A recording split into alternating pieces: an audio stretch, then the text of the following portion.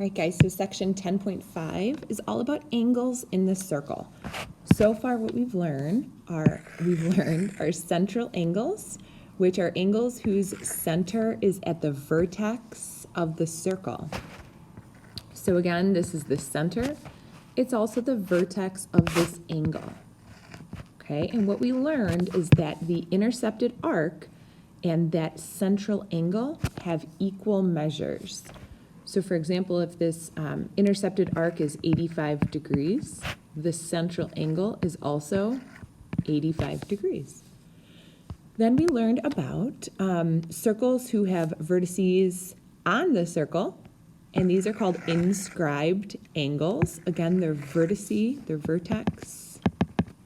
I should say, is on the circle. Okay, and the measure of these angles, what happened is it ended up getting stretched.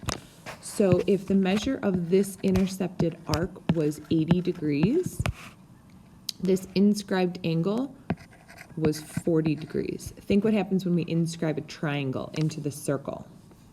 Okay, a second type of angle that has the vertex on, right here, on the circle, is formed by a tangent and a chord, guys. It's the same thing. So again, take a look at this. This is the intercepted arc. Again, if that intercepted arc hypothetically is 140 degrees, this angle, because again, the vertex is on the circle, it's just going to be half. Okay, so these examples are the same thing. The vertex is on the circle. You take half of the intercepted arc. Okay, so again, these are two that we've already covered. Central angles are equal to the intercepted arc, and then inscribed angles, or angles whose vertex is on the circle, is half the intercepted arc. Next, and these are my favorite. So these are when angles are inside the circle. So I'm going to show you what this is. Okay, so when you draw angles inside the circle like this, in other words, two chords that are intersecting like this, they're going to intercept some arcs. So we have this pink arc over here, and we have this blue arc over here. Now, also I want you to keep in mind that the angles within the circle that were intercepted are called vertical angles. So those have to be congruent to each other. So let's just say that this, the pink intercepted arc will say is 100 degrees, and the blue intercepted arc will say 80 degrees. So all together, if you look at the total amount of intercepted arcs, we're looking at 180 degrees of intercepted arcs.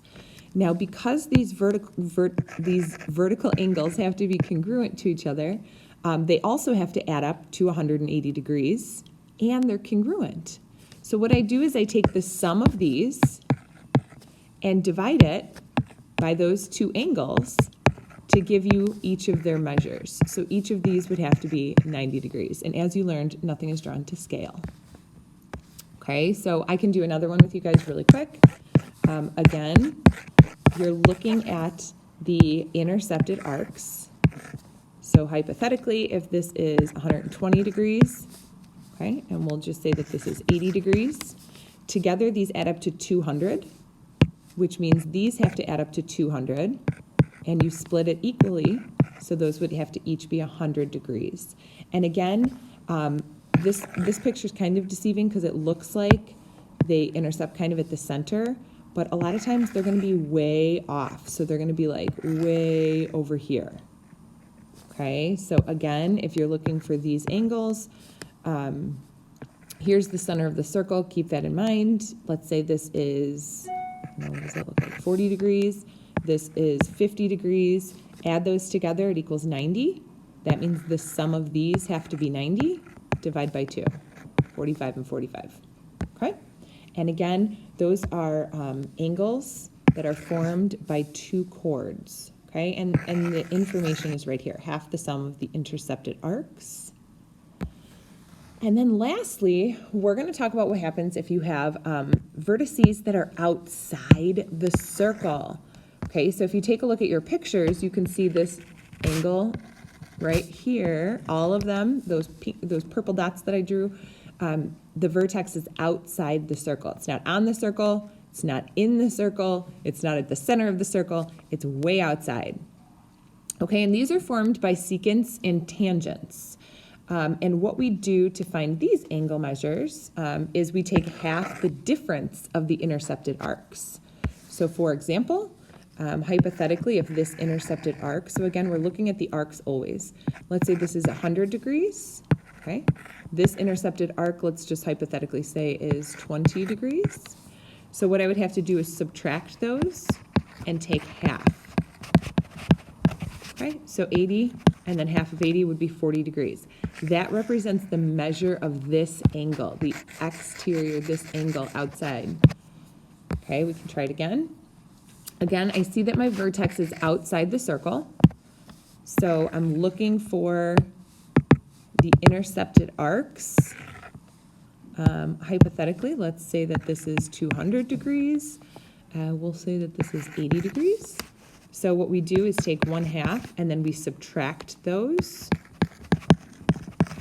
Okay, so half of 120, and our total is 60 degrees. And that represents this exterior angle right here. And last, this is a tangent-tangent problem. Okay, so they may only give you like this piece out here. They might tell you that this is, 260 degrees. So then you're going to have to figure out, okay, well, if that's 260, the rest of the circle, which would add to 360, has to be 100. And then again, to figure this out, because this is, the vertex is outside the circle, 260 minus 100, and then take half of it. So half of 160 would be 80 degrees. So this angle measure right here is 80 degrees. So those are the different types of angles that you guys can have. Again, vertices outside the circle, 1/2 the difference. Angles that are inside the circle, but not at central angles, it's half the sum of the intercepted arcs. Okay, and then you have your inscribed angles. If you remember, we've been practicing those, and then your central angles, which are just equal to the intercepted arcs.